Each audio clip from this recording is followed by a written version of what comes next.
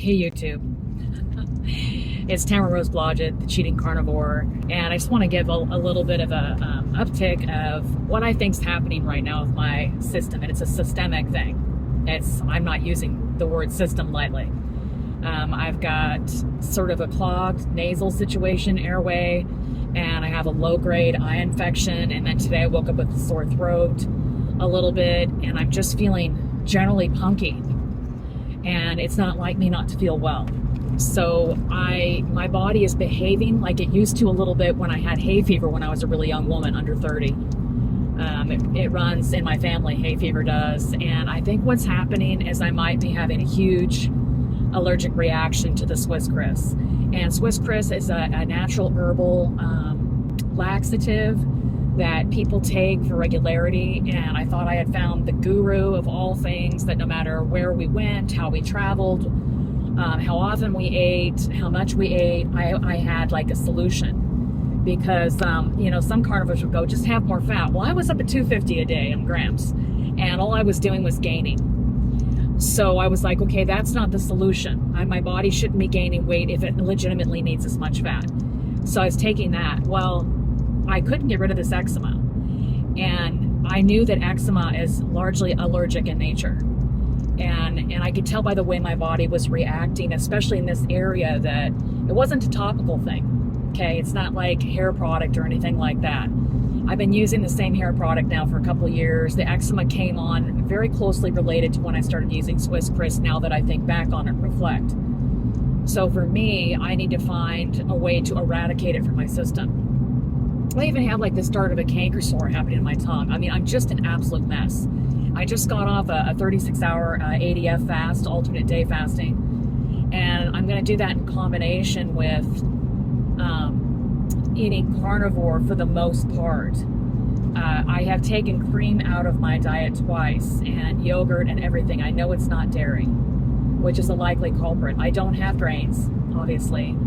And then we know nightshades is a problem, but I don't have them with enough frequency for this to have gotten worse. But I did notice a worsening. I even a little bit breathy, like I feel as though my airway is compromised even into my lungs, and histamine type feeling. I just want to let you guys know that I'm a real mess. And the last time I took Swiss Chris was, let me think, Sunday evening, I think. No, that's not right.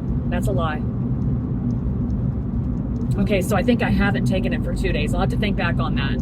But anyway, I won't even know for sure if there's a measure of relief until like day 7 to day 14. If it starts to get markedly better, I'll know it's the Swiss Chris definitively. But in the month of August, I did everything. I took out false sugars. I was just having cream and beef. And I've taken out cream before, and I know that wasn't the culprit. So the only thing it could have been was a Swiss Chris. And then I looked up, Dr. Barry has a video on eczema, and some of the ingredients that are in Swiss Chris are on his list of don't have these if you want to eradicate eczema. So I feel like that's probably the likely culprit. But then what do I do when I get stoved up and I don't go to the bathroom? Because irregularity is a real huge thing with Hashimoto's people. I'm working on the strange and unusual, the things that don't have carbohydrates, the things that aren't plants, first. The only other thing I could do, which of course is a big no-no for oxalate and plants, is to reincorporate bran cereal. That's what I used to do when I was younger. I would have bran cereal because that's what worked with my brother and my sister and my dad. They all had bran cereal because we all had this problem. It just ran in our family. So anyhow, it's just one of those things where it's a more trial and error, and I'm not thrilled about it, but I don't feel like I have, any other solution. I feel like I have to do this. So hopefully, nothing's more important than pooping. Okay, so if I can't poop, then that means I might have to go back to a regime that isn't great. But I don't know if I have a problem. I have a problem with gluten, but I don't know about the rest. So I'll have to just see. But anyhow, I wanted to let you guys know where I was standing right now. Today I feel super bad. I'll give you guys an update. When I feel like I'm better and I'm not, like today I felt almost like I had a fever, right?